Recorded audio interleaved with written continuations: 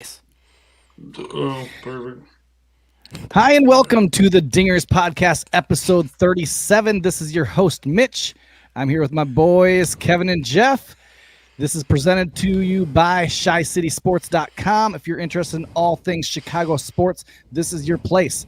Go check out all the forums or all the great podcasts or the merch shop. But yeah, go to ShyCitySports.com. How are you guys tonight? Oh, not too bad. Haven't seen you guys in like 14 hours. How's things going? Doing okay. Starting to get sore from that workout this morning, where we made it to the point where you can't squat or do push-ups anymore. How about you, Yeah. Mitch? It was a little rough. I did it with a weighted vest. It was rough. Yikes! So let's get this thing started and talk about our takeaways from the Atlanta series. Man, that was a rough series. Uh, So we took one of four from Atlanta, and two of those being where we were shut out and getting beat pretty bad. What is your takeaway, Jeffrey? that they played terribly. But in the third game, I mean, that was what, Wednesday night. Yeah. Yep. Didn't the bats kind of start to wake up, and then they start to get hits like in Wednesday's game? Well, they picked up in game 4, which was the only win. They won Right. 9-3. The one thing that which Hendricks was supposed to pitch tonight, that game that he just is off in. He was off terribly. Didn't he And give when up you a home see, run to the starting pitcher? yes, he did. Yeah. He gave up a That's lot of not dingers, just like the last time they played Atlanta. And I really just think Atlanta has his number. Like if you look through, like I was going through Fangraphs and all like the matchups, like him and Acuna is not very good. Him and Albies is not a good matchup. They both have pretty high batting averages. Azuna had a really high batting average and has faced him quite a bit. Like those are just not good matchups for Hendricks, and especially with him just not. He's a missing field his pitcher. location. Yeah, missing location. He's a field pitcher. He has to be a little crafty, and when he's missing, especially up in the zone, like They're he's gonna gonna get tee pounded. off. And you saw that. The offense, man, and we'll kind of get into this more as we go through the episode. The inconsistency of this offense in riding these highs and lows, and we'll talk about it here in a little bit. When the offense is on, it seems like the pitching's off, and when the pitching's on, the offense is off, or the bullpen is off. And so it's like we just need to get one game where all three of them, like Captain Planet, combined, where we'll have a good game. And so that was a struggle. One highlight I would say out of that whole series is just Alzolay in game 4. The dude is ready. The dude needs to stay up in the major leagues, not be sent down, play this little game. He pitched amazing.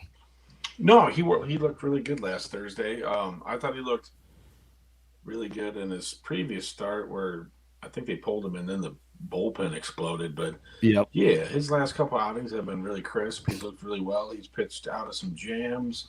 So, that's always going to help a young pitcher's confidence, especially, when you filthy up the bases, but then you can get out of it without giving up any runs. But yeah, I totally agree. I don't think they need to rattle the kid's confidence by sending him to the alternate side and then bringing him back up, or this side or the other thing. I agree. I think he needs to stick with the rotation. I think he's the guy. He's going to be the future right there. I think Mitch and I were talking. Not sure he's a number one, down the line, but he's a solid 2 pitcher. Man, Acuna Jr. just looks like a beast every time he steps up to the plate anymore, and that was kind of rough. One of the games, it just seemed like every person in their lineup was just raking. It's like, okay, great, get hot against the Cubs. That's fantastic. Thanks, guys. Thanks. Yeah. And Acuna just came off of an injury coming back for the Cubs series, and dude didn't skip a beat. Like, I would put him and Bryant 1-2 best in the National League. They're right there for the MVP as of right now. Kris Bryant did win the NL Player of the Week this week, but like Acuna is just putting up numbers, and he put up numbers in the series against the Cubs. Yeah, they keep leapfrogging each other for home runs and like extra base hits and stuff like that. That part's fun to watch. It's like the old Sammy Sosa, Mark McGuire days. But that's enough of Atlanta. What do you guys think about the Reds? Man, Bunch of dick ballers.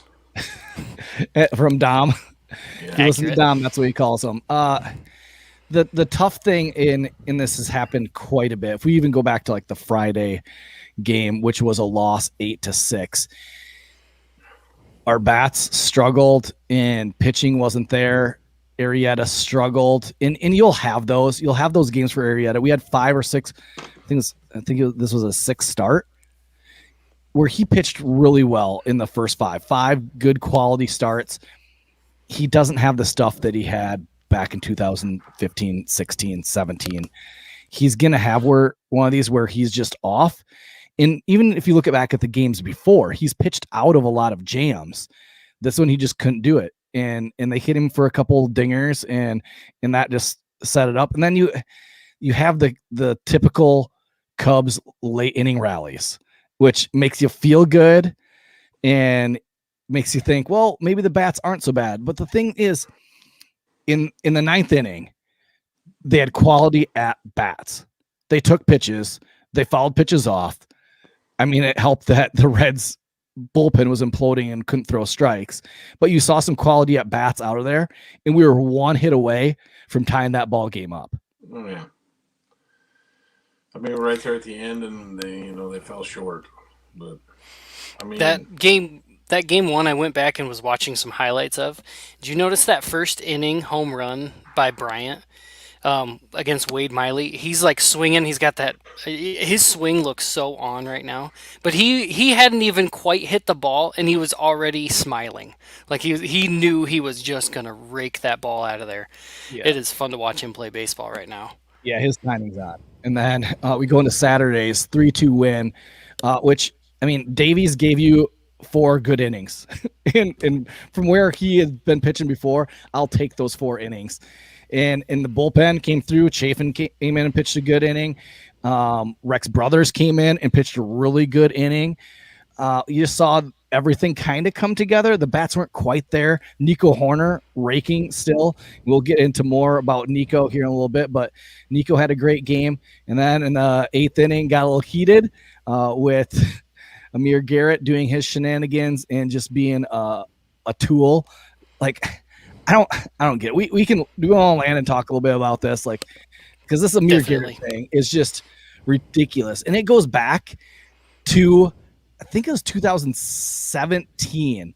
2017, Javi hit, and this is when Amir Garrett was a starting pitcher.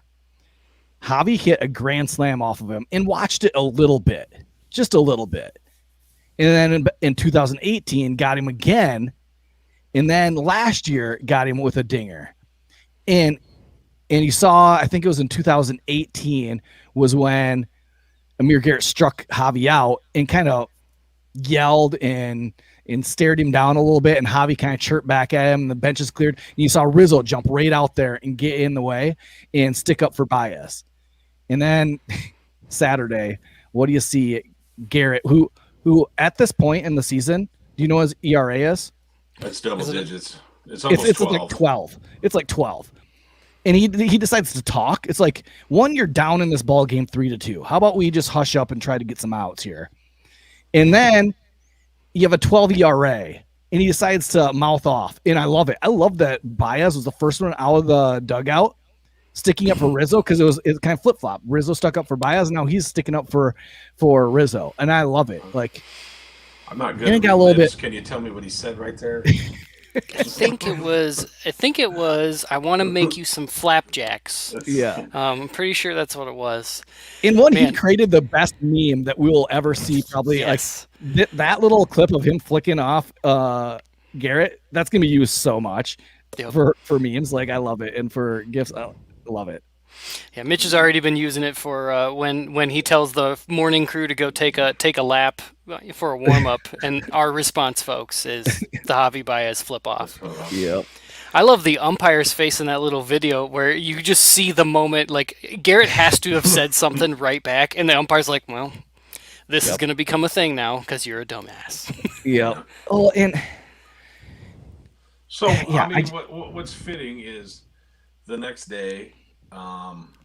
With the Cubs threatening to score, bases loaded, and the only person that we have to throw up to bat is starting pitcher. the Reds manager pulled him. Like he doesn't have enough confidence in you to get out a starting pitcher, so he's going to go to the couldn't right even get Arietta out. Yeah.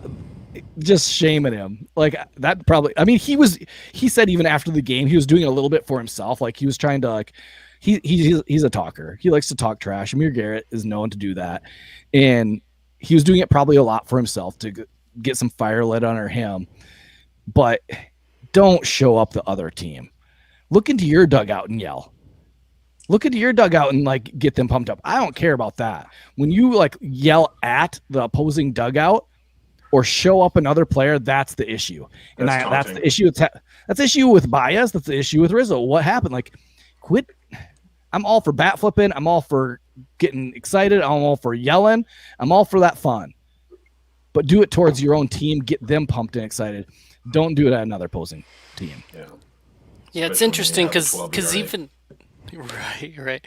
It's interesting. I was thinking about it because in football, you can't make a motion like that to the opposing team. Even if you sack their quarterback, it has to be away from the quarterback. If you do it towards them, it's a personal foul. It's kind of interesting.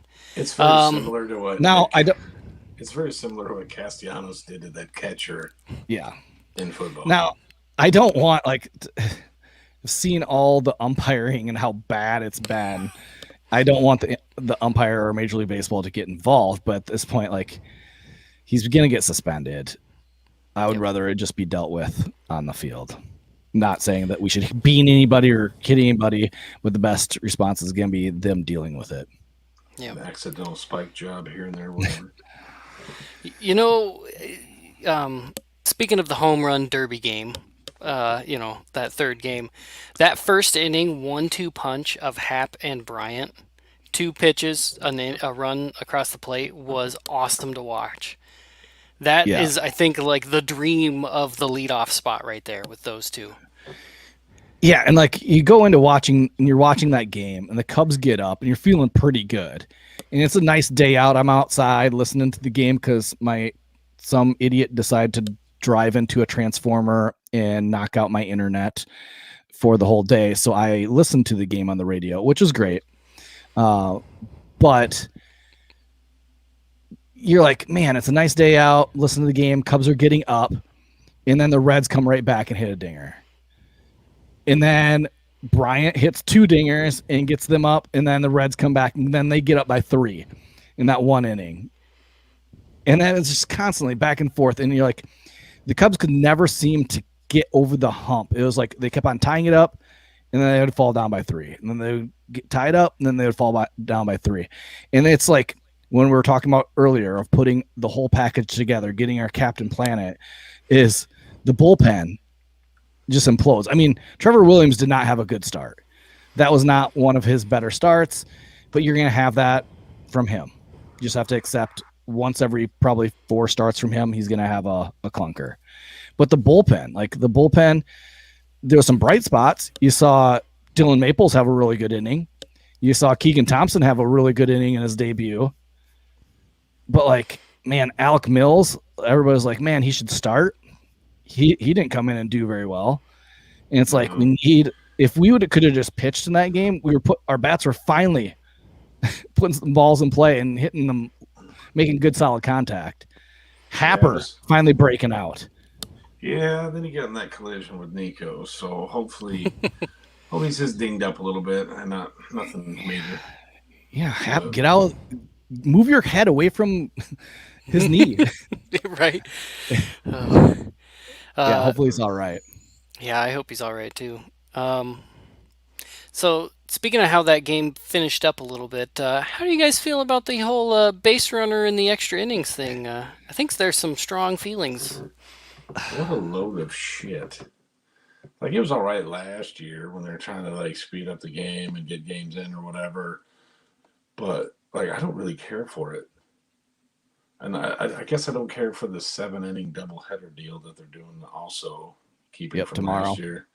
I don't like the last guy that get out gets out to go to second base and the extras. I don't really care for that. Well, here's the funny thing. We as Cubs fans, we hate it today because it hurt us. But just a week and a half ago, when we were playing the Mets, we loved used it to win. When Hayward hit that ball and knocked him in, it's like, I love this rule. This is amazing. That was like the easiest extra inning win ever. Like, but now it's against. Oh, I hate it. I hate it. Which I do. I don't like it. I don't like that. Player gets a free base at second base. It's like, it seems very childish. It seems. Right. It's like, come on, let them just play baseball now. Let us just play the game. They're men. We don't need to like. To be honest, I totally forgot about it. And when that, the commercial came back and Duffy was on second, I'm like, how the hell did he get there? I just watched him strike out last inning. Right. Oh yeah, they're doing this thing. Yeah, I think it promotes. I don't know. It promotes the bunt in a late game. It promotes intentionally walking a guy so you can get a double play. Like it kind of promotes some funky business in the game rather small than ball. Small ball, which some people like, some people don't like. I don't know. I agree with you, Mitch, you know how you can bunt? Do you know how to bunt? You don't. Two steps. No. Don't. Yep. Number 2, hit a dinger. Absolutely. Speaking of dingers, thanks to the Slugfest and Home Run Derby game, I think we have some new breakdowns. Yeah, so our dinger picks. So every game, each one of us picks one Cubs player to hit a dinger. If they get a dinger, we add it to our total for the year. Currently, I am in the lead at 9. And Jeff, who came into yesterday at 3, picked Bryant. So he picked up 2. So now he's at 5. Kevin, who picked Rizzo, got 1 yesterday, and I had Javi yesterday. So we all hit yesterday on our dinger picks, which I think that's a first for us. And definitely I think it's the second time this year that all 3 of them have hit a dinger in the same game. So that's good stuff. But yeah. So if anyone's curious, those are our mug shots from when we went to St. Louis and defaced Busch Stadium. Yep. Some takeaways from just yesterday's game, besides all the home runs, is I want to get into Kris Bryant, but let's first talk about Nico Horner. And we talked a lot about him last week with Joe Kilgallen. Nico continues to have a hot bat, get on base. The dude just is professional at ABs every single time. And what I love, and he works perfect right now with this Cubs offense because he does something different than anybody else in the lineup does, is he can hit the fastball.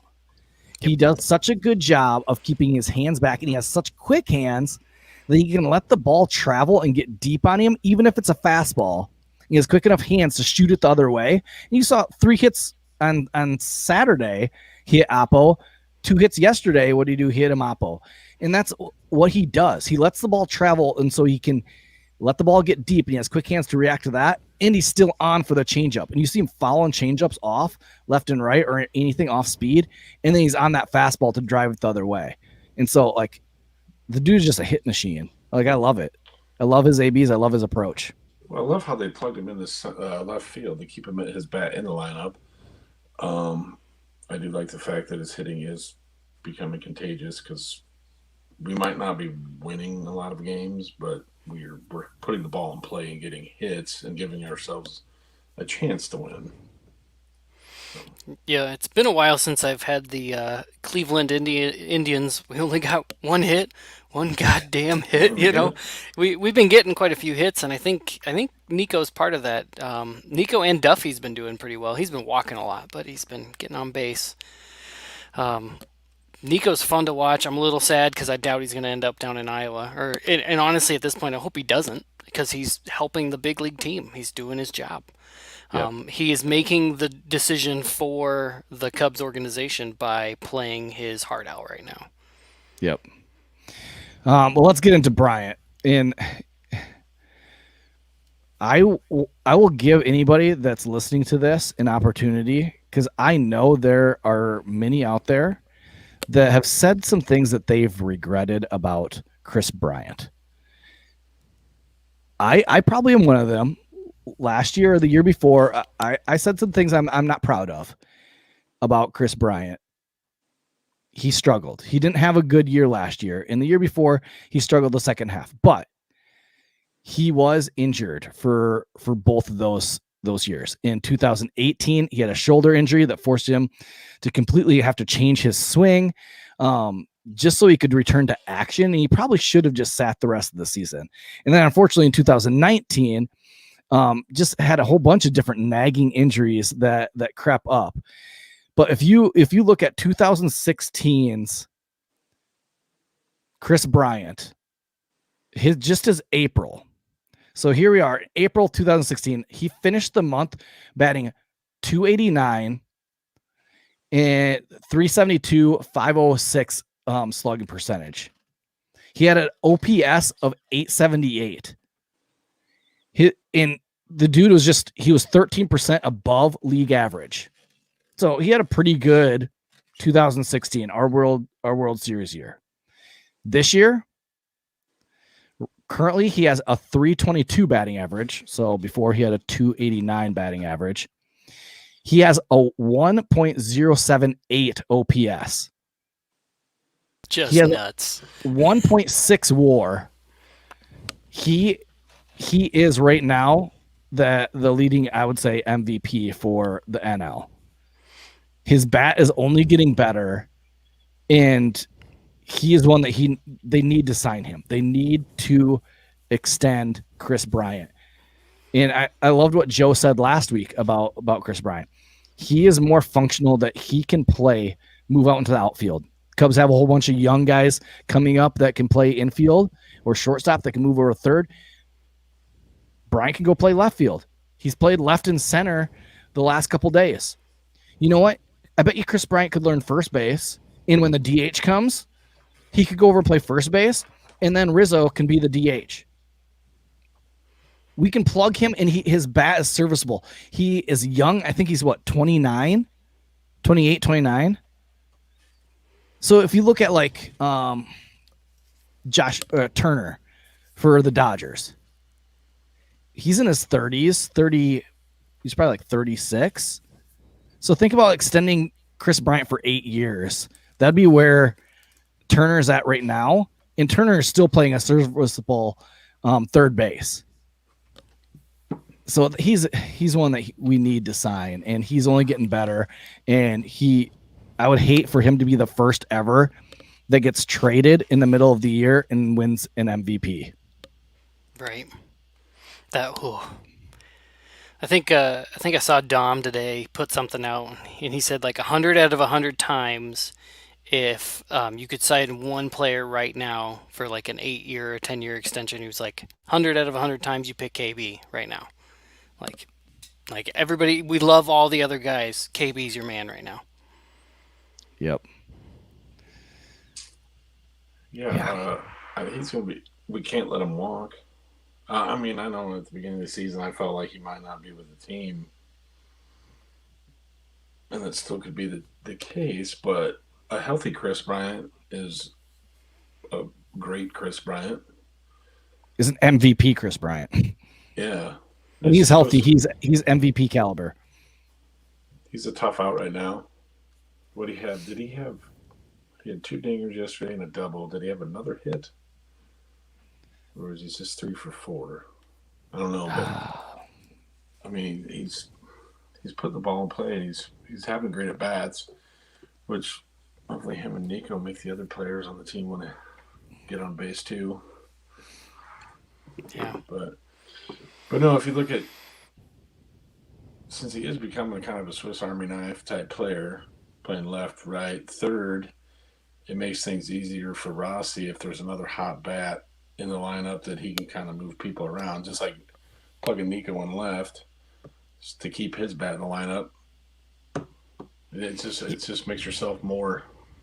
And that's viable. what it makes Nico and him and Kris Bryant so great to have on this team. They kind of both are the Zobrist. They get to move all over the field, and their bat is serviceable, especially Bryant. But Nico is playing that role perfectly. He moved out to left.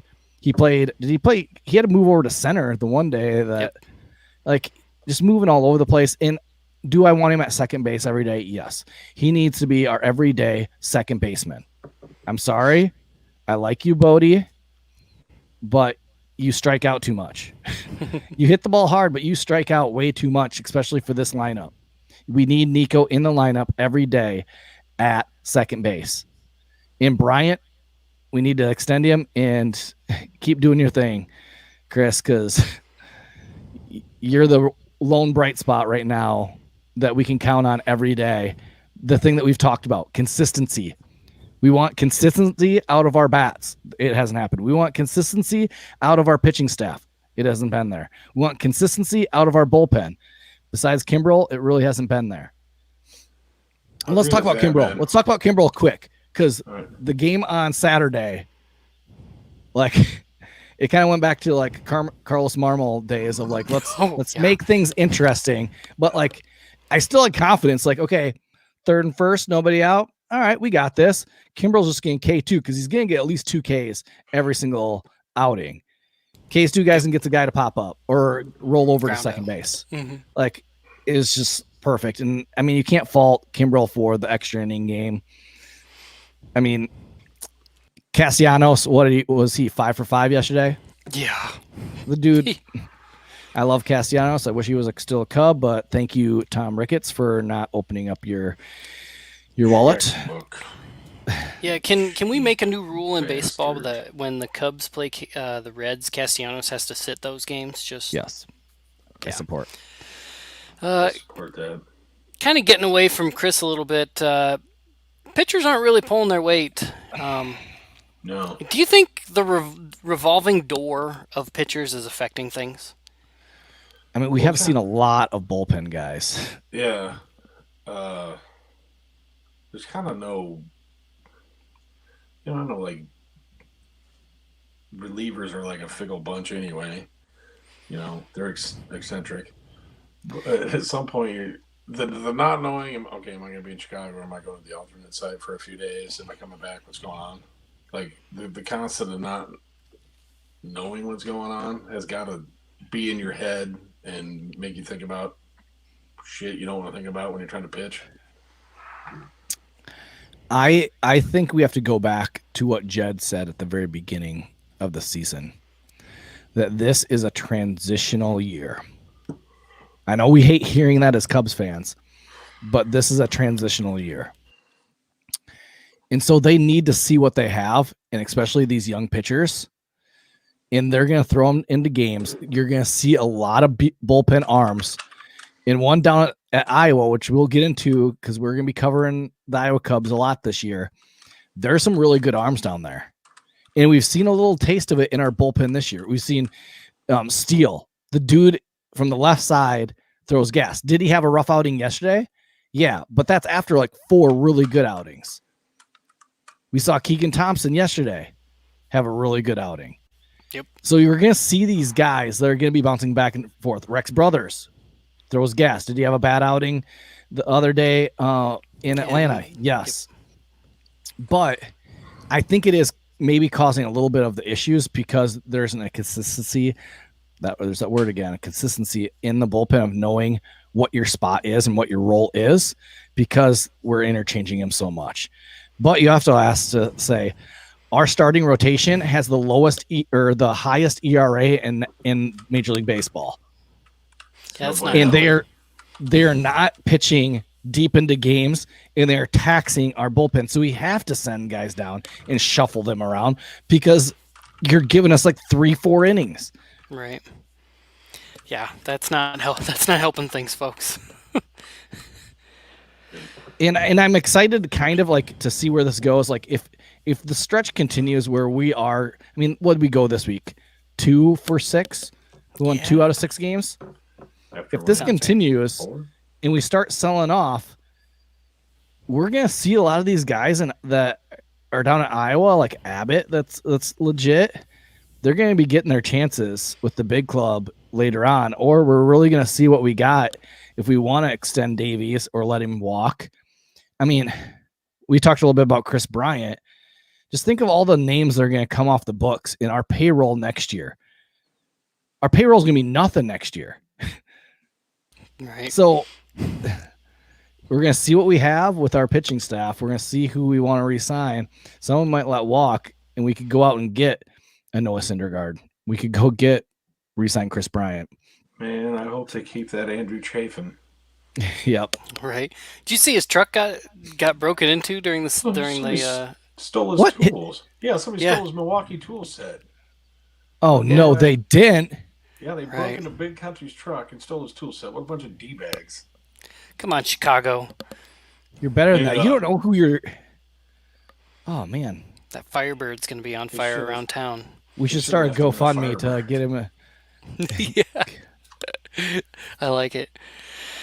Switching gears a little bit, let's maybe get a little happier. Jeff, why don't you break down this week in Cubs history? All right, so I thought this was a really interesting week in Cubs history. So the first thing I'm gonna step it back to like about 3 weeks before I graduated high school. On May 6th, so what's that, Thursday? In just his 5th start as Chicago Cub, Kerry Wood strikes out his age of Houston Astros batters. That's right, 23 years ago. That was on May 6th, 1998. 1998. Yeah, he struck out 20 Houston Astros. So then on Friday, this May 7th, it'll be 11 years since the 20-year-old Starlin Castro drives in 6 runs in his MLB debut, helping Chicago beat the Reds. And also in that game, Mike Fontenot hit a grand slam. I remember that game vividly because I was super pumped on Starlin Castro. I was super high on him. It was shortly after that game. I think the next Sports Illustrated I saw in the newsstands, it said a Starlin is born. Yep. But yeah, man, I wish he would have panned out. I mean, he did his thing, and he's still doing his thing up at Washington. It's like you look at the Nationals, and they have Lester, they have Schwarber, and they have Castro. It's like, and they have Davey Martinez as their head coach. So if you can't cheer for the Cubs this year and struggle in cheering for them, go cheer for the Nationals. Or the Angels, because they have a lot of Cubs too. He unseated Ryan Terrio as the everyday shortstop. And then Saturday, it's been 5 years. Yeah. In 2016, on May 8th, Javi Baez gets his first MLB walk-off hit, a home run, in a 13-inning game against the Nationals. In that game, Bryce Harper was walked 6 times and hit by a pitch once. I remember that game because that was how everybody figured out how to beat the Nationals. Was just don't let Bryce Harper hit. So was that an unofficial at bat for the entire game? Yep. Since he was walked and then he was 0-0. Wasn't that Madden's strategy? Like he came out and said, like, we're just gonna walk him. We're not afraid of anybody else in their lineup. We're gonna walk Harper. So and also in that game, man, it wouldn't be great if this happened. The Cubs pitched 8 scoreless innings. And it was a combination of Adam Warren, who we had for a short time that season, who we traded back to New York. The 2 games I went to that year, both games, one game Adam Warren started, in the other game Adam Warren pitched like 5 innings. I was like, I want to see anybody but Adam Warren that year, and that's who I saw both times. I remember the game he started, and it was a dumpster fire. Yeah. Let's see who else. Trevor Cahill, Adam Warren, Justin Grimm, and Travis Wood were the pitchers from the pen. Man, I wish we still had the Grim Reaper. Yeah, I miss Travis Wood. He's with Milwaukee right now, or he was last year, I think. Travis Wood is. Grimm. Justin Grimm. Well, I mean, at least he's still in the league. Poor fella. And then, let's see, Sunday, it will be 6 years since Kris Bryant hit his first home run. In Milwaukee in a 12-4 loss. And then also Sunday is in 2018, Kris Bryant hit his 100th home run. That's cool. He hit his first and 100th on the same day. That's just right. A couple years apart. That's kind of we have talked a little bit that we are going to cover the Iowa Cubs, and if that gets you excited, I know we're excited. We're going to be covering the Iowa Cubs quite a bit. We're going to be going to a lot of games, being able to do a lot of media stuff, get interviews with players or coaches. So we're excited to be able to go down to Des Moines where the S's are silent, but the city is buzzing. If you've heard that commercial once or twice. But we will probably not ever see Nico Horner down there. So that's a little bit sad. But we are looking forward to being able to go down there because there are big names that are possibly going to be at Iowa, names that we will see eventually with the big club. 3 names to maybe be listening to as we get through this season with the Iowa Cubs or to watch. Braylon Marquez, we've talked a lot about him, lefty guy, starter, throws gas, can hit 100. Brandon Davis, a center fielder, stud. Miguel Amaya could be taking over catcher for Wilson someday, but these are the guys that we're going to be looking forward to.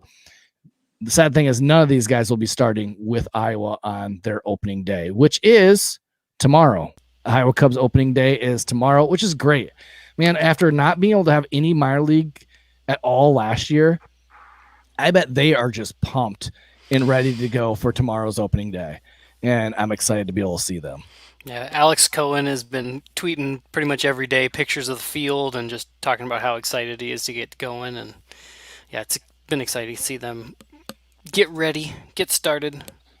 On the mound down there, their rotation, starting out with, they got Corey Abbott, joins the roster for the first time. Keegan Thompson, who we saw in a scoreless inning, though he did have 2 hits and a walk. We saw him with the big club recently. Justin Steele, who's been up a couple of times. Didn't necessarily have a pretty inning his last go around, but that's kind of the exciting thing about him getting some real games down at Iowa. Got Cole Stewart, former first-round pick by the Twins. Hopefully Cubs can get him straightened out and get him ready for the big leagues, and hopefully we'll see Braylon Marquez.